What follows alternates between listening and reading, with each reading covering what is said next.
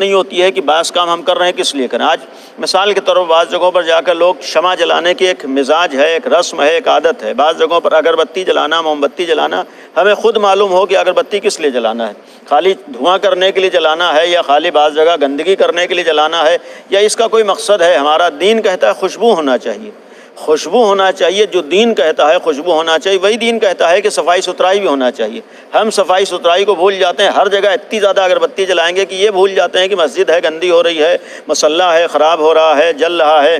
جس جگہ پر عبادت ہو رہی ہے، جو محراب عبادت کہا جاتا ہے، محراب کا مطلب جہاں اللہ کی بارگاہ میں انسان کھڑے ہو کر شرک سے جنگ کرتا ہے، شرک سے مقابلہ کرتا ہے، اللہ کے مقابلے پر آنے والی ہر طاقت سے مقابلہ کرتا ہے، میدان حرب کہا جاتا ہے۔ محراب کا مطلب ہوتا ہے جہاں کھڑے ہو کر شرک سے جنگ کرنا۔ شرک کا مطلب انسان کے سامنے کوئی چیز نہیں، شرک کا مطلب ہر وہ چیز جو اللہ کے مقابلے میں ہے، جو چیز اللہ سے دور کر رہی ہے اس سے مقابلہ کرنا۔ اور قابل افسوس ہوتا ہے کہ جو محراب ہر طرح کے اللہ کے مقابلے پر آنے والی طاقتوں سے مقابلے کی جگہ ہوتی، وہیں پر بعض لوگ جا کر ایسی چیزیں ایجاد کرتے ہیں کہ آدمی کو تعجب ہوتا ہے۔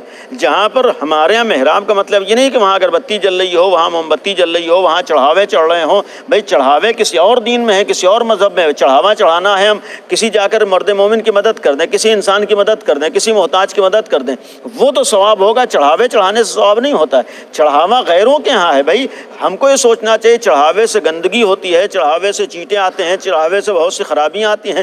وہی اگر دینا ہے اللہ کی راہ میں خوشنودی کے لیے، کسی انسان کی انسان مدد کر دے۔ ہم یہ بھول جاتے ہیں کہ اگربتی کا مطلب خالی خاص اگربتی جا کے چڑھا دینا نہیں، اگربتی کا مطلب خوشبو ہونا ہے۔ اگر ایک جگہ آج کے زمانے میں ترقی کر گیا ہے زمانہ، آج اگر خوشبو بغیر گندگی کے ہو سکتی ہے تو اس راستے کو اپنانا چاہیے۔ اور پھر ہم یہ بھول گئے کہ موم بتی کا مقصد خالی کسی جگہ پر جا کے جلا دینا نہیں ہے۔ موم بتی کا مطلب یہ ہوتا ہے کہ روشنی ہونا چاہیے۔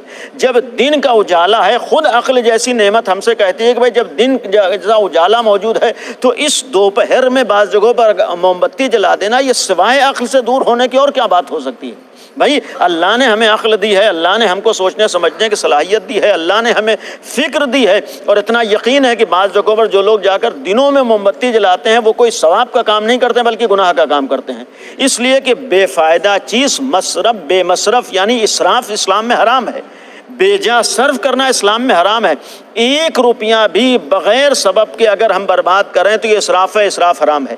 ہم چاہے امام باڑہ ہو، ہم چاہے مسجد ہو، اگر بے وقت جا کر موم بتی جلا رہے ہیں تو ثواب نہیں کر رہے ہیں بلکہ گناہ کر رہے ہیں۔ یہ خود ہمیں معلوم ہونا چاہیے۔ ہم جا کر اللہ کو خوش نہیں